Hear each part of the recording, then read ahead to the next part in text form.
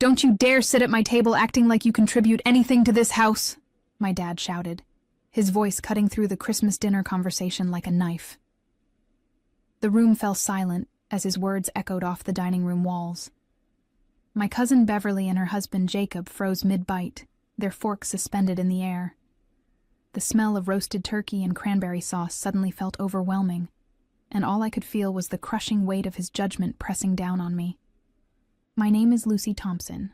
I'm 32 years old, and I had been living in my childhood home in Norfolk, Virginia, for the past 14 months. What started as a temporary arrangement to help my father Kenneth after my mother passed away had become something I never expected.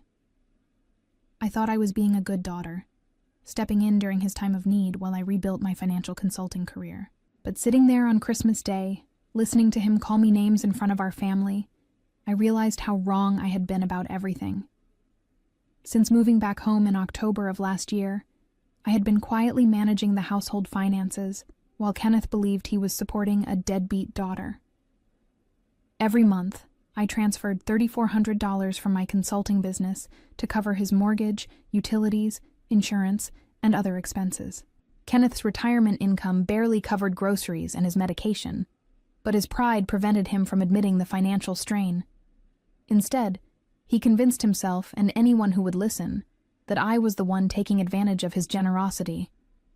"You sit around this house all day pretending to work on that computer," Kenneth continued, his face red with anger. "Real people have real jobs, not whatever fantasy you call employment." Beverly shifted uncomfortably in her seat, clearly embarrassed by the outburst. Jacob cleared his throat and tried to change the subject, but Kenneth wasn't finished. "I've been supporting this parasite for over a year, and what do I get? Attitude and disrespect." The word parasite hung in the air like poison. I felt my cheeks burn with humiliation, not just from his words, but from the realization that this was how he truly saw me. All those months of quietly ensuring his bills were paid, his house stayed warm, and his life remained comfortable meant nothing to him. He had waited until after all the December bills were safely covered, until after I had made sure his Christmas would be worry-free, before delivering this devastating blow. The timing wasn't coincidental. It was calculated cruelty that revealed exactly what he thought of my sacrifices. As I sat there absorbing his verbal assault, something shifted inside me. The hurt and embarrassment began transforming into something else entirely. I wasn't just dealing with an ungrateful father anymore. I was facing someone who had systematically undermined and humiliated me while depending on my financial support. This Christmas dinner was about to become the last meal I would ever subsidize for someone who confused my generosity with weakness. The path that led me to that Christmas table had begun with the best of intentions. When my mother Patricia died suddenly from a heart attack in September of last year, Kenneth was devastated. At 68 years old, he had never managed the household finances. My mother had handled all the bills, insurance, and financial planning. I found him 2 weeks after the funeral sitting at the kitchen table surrounded by unopened mail, completely overwhelmed and too proud to ask for help. "I can figure this out," he had insisted when I offered assistance. "I don't need anyone taking over my business." But as I sorted through the stack of overdue notices and threatening letters from creditors, it became clear that Kenneth's monthly retirement check of $1,800 wouldn't cover the $2,800 mortgage payment, let alone utilities, insurance, and other expenses. My mother's part-time income had been essential to their survival, and without it, Kenneth was headed for financial disaster. That's when I made the decision to move back home temporarily. I had been building my financial consulting practice in Richmond, working with small businesses to optimize their cash flow and investment strategies.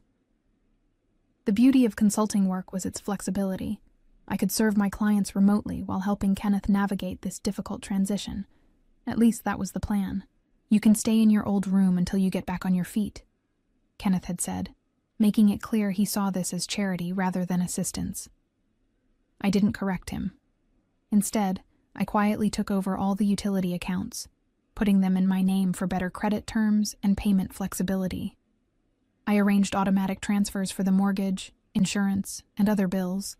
ensuring everything would be covered without Kenneth having to worry about the details. The arrangement should have been temporary, but as months passed, I realized Kenneth had no interest in understanding his financial situation. He preferred the illusion that his retirement income was sufficient, even as I covered the shortfall month after month. My consulting business thrived during this period. Working from home allowed me to take on more clients and increase my income significantly. By Christmas, I was earning nearly $6,000 monthly, more than enough to support both households. But Kenneth saw only what he wanted to see. His daughter lounging around his house, working irregular hours on a computer, contributing nothing while he provided shelter and food.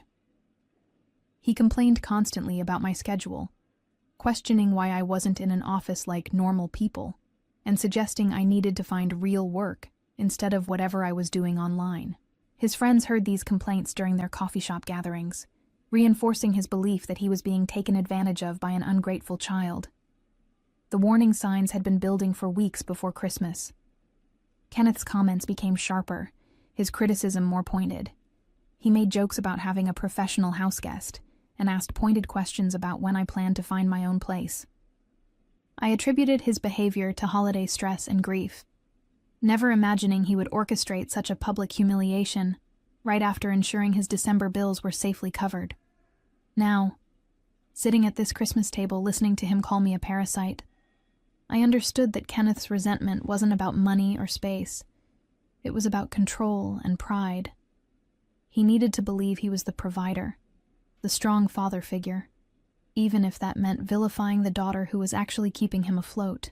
"I want you out of my house tonight," Kenneth declared, his voice rising with each word.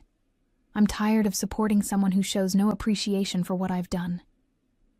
The finality in his tone cut through the last remnants of Christmas cheer hanging over the dinner table. Beverly's eyes widened in shock, and Jacob reached for his wife's hand, clearly uncomfortable with the escalating confrontation. "Kenneth, maybe this isn't the time," Jacob started, but my father cut him off with a sharp wave of his hand.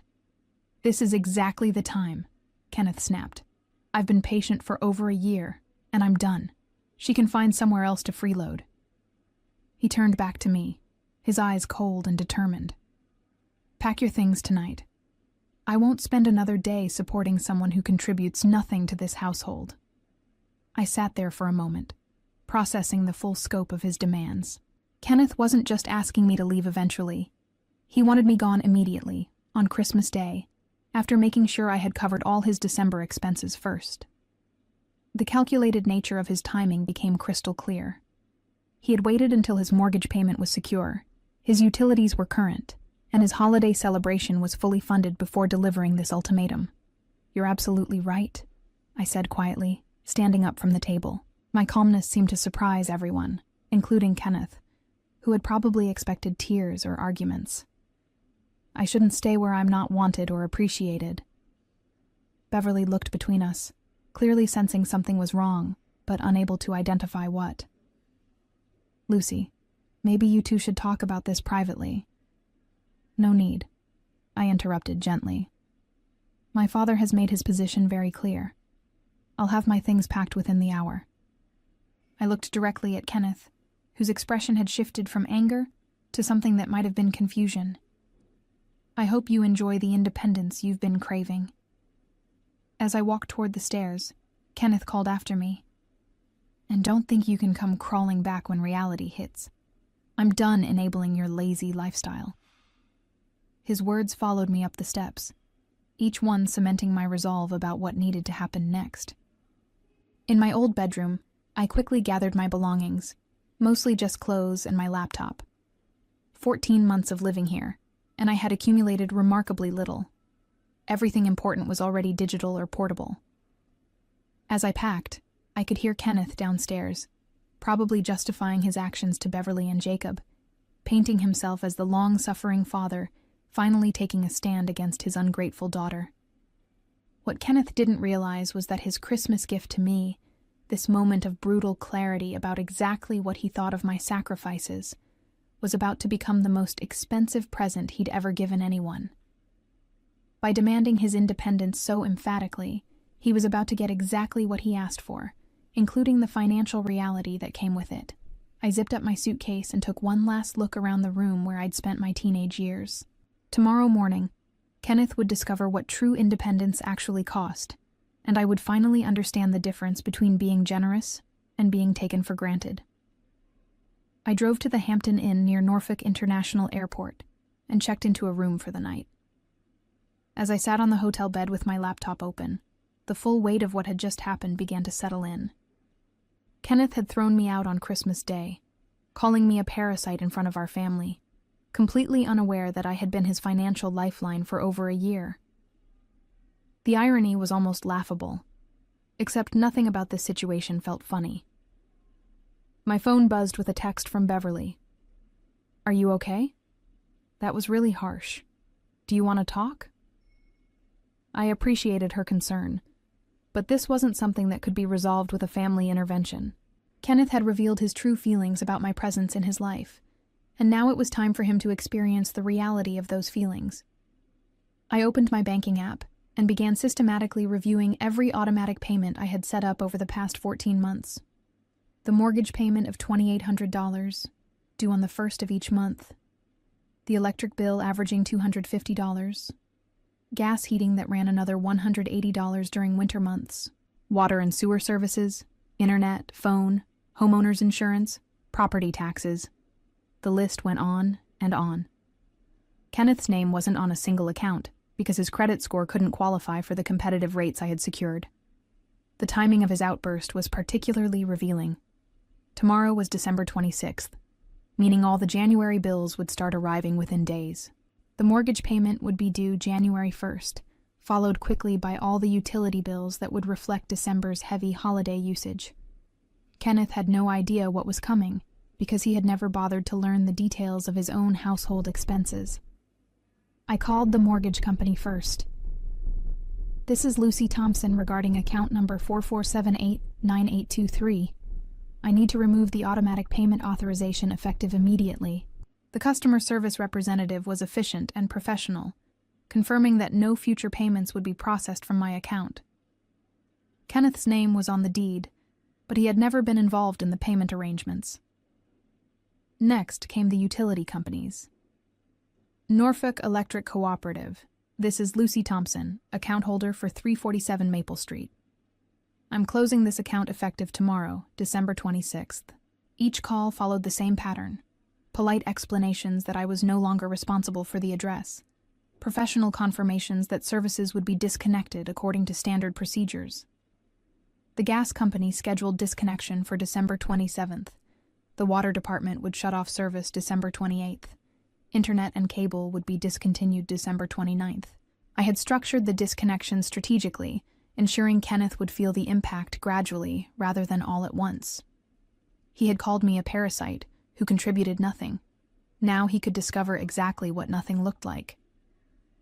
My phone rang while I was canceling the homeowner's insurance. Beverly's name appeared on the screen, but I let it go to voicemail. I wasn't ready to explain myself to family members who had witnessed Kenneth's cruelty, but would inevitably pressure me to be the bigger person and fix this situation. Kenneth was 68 years old, not a child who needed protection from the consequences of his actions. The final call was to my business insurance provider, canceling the additional coverage I had purchased to protect my equipment while working from Kenneth's house. As I hung up, I felt a strange sense of completion. In less than 2 hours, I had dismantled the entire financial structure that had kept Kenneth's life comfortable and stable for over a year. I ordered room service and opened my laptop to review my consulting client schedules for the coming week. Life would continue, and probably improve significantly now that I wasn't subsidizing someone who saw my generosity as evidence of personal failure. Kenneth wanted independence, and tomorrow morning he would begin learning what that word really meant when it came with a $2,800 mortgage payment and winter heating bills he couldn't afford. As I settled in for the night, I wondered how long it would take him to realize that his parasite had actually been the only thing standing between him and financial catastrophe. I woke up early on December 26th and drove to a coffee shop in downtown Norfolk to work on client reports. The familiar routine of analyzing financial data and developing strategic recommendations felt grounding after yesterday's emotional upheaval. My phone had several missed calls from Kenneth, but I ignored them. If he wanted to discuss anything, he could do so after experiencing a few days of the independence he had demanded so forcefully. Around 10 in the morning, Beverly called. "Lucy, your dad is panicking. The power went out at his house this morning and he can't reach the electric company. Do you know anything about this?" Her voice carried a mix of concern and suspicion, as if she suspected I might be connected to Kenneth's sudden utility problems. "The electric company disconnects service for non-payment," I replied calmly, continuing to type on my laptop.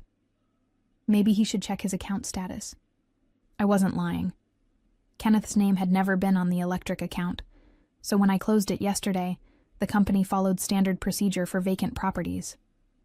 "But the power was fine yesterday during dinner," Beverly protested. "This doesn't make sense. He's been living there for 30 years. "Have you suggested he call the utility company directly?" I asked.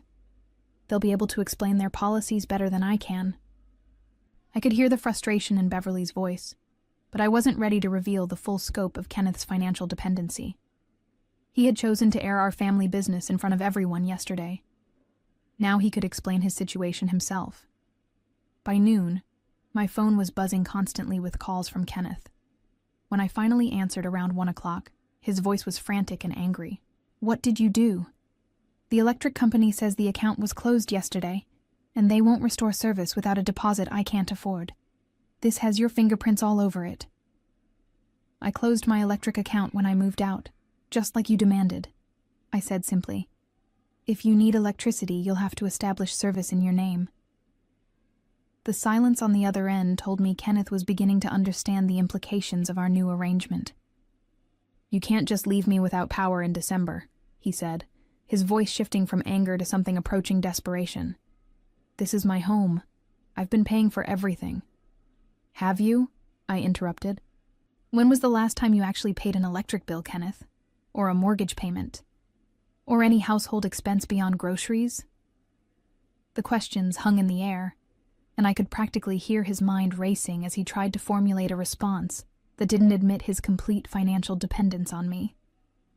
"That's not the point," he said finally. "You lived here for over a year. You owe me." "I owe you nothing," I said firmly. "You made it very clear yesterday that I was a parasite contributing nothing to your household. Parasites don't typically pay their host's mortgage and utilities, so I'm confused about what exactly you think I owe you." The reality of his situation was starting to penetrate his anger, and I could hear his breathing becoming more labored.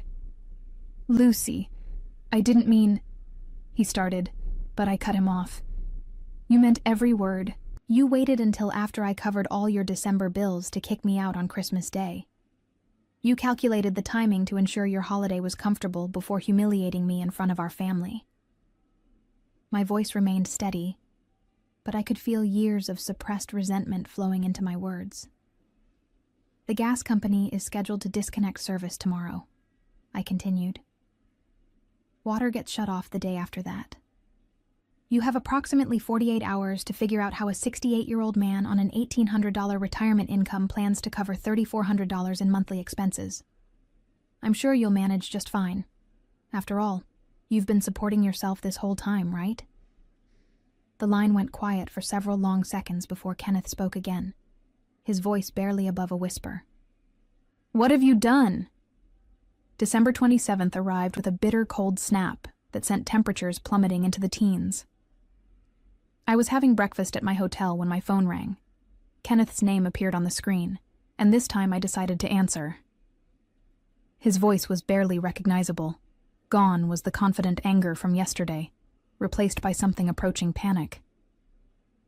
"The gas is off," he said, without preamble. "The house is freezing, and they want a $400 deposit plus proof of income to restore service. Lucy, I need your help. I can't afford this." The desperation in his voice might have moved me 24 hours ago, but after being called a parasite on Christmas Day, I found myself remarkably unmoved by his predicament. "That sounds challenging," I replied, continuing to eat my scrambled eggs. "Have you considered getting a job to supplement your retirement income?" I hear there are many opportunities for people willing to work hard. I threw his own words back at him, using the same condescending tone he had employed when discussing my consulting career. This isn't a joke, Kenneth snapped, some of his old anger returning. You can't just abandon me in winter. I'm your father, and I raised you better than this. You raised me to understand that actions have consequences, I said calmly. Yesterday, you made it very clear that you didn't want a parasite living in your house, contributing nothing, while you generously provided support. I'm simply giving you the independence you demanded. Isn't this what you wanted? I could hear him moving around the house, probably checking windows and doors to see how cold it was getting inside. I was angry about something else. You know I didn't mean those things about you being a parasite. What were you angry about? I asked. What exactly had I done to deserve being called names and thrown out on Christmas Day? The silence stretched on for nearly a minute as Kenneth struggled to come up with an answer that didn't reveal the real reason for his outburst, his own shame about being financially dependent on his daughter. I don't remember exactly, he said finally, but we can work this out. Just call the utility companies and get everything turned back on. We'll figure out the money later. I don't have accounts with any utility companies, I said. Those were my personal accounts that I closed when I moved out.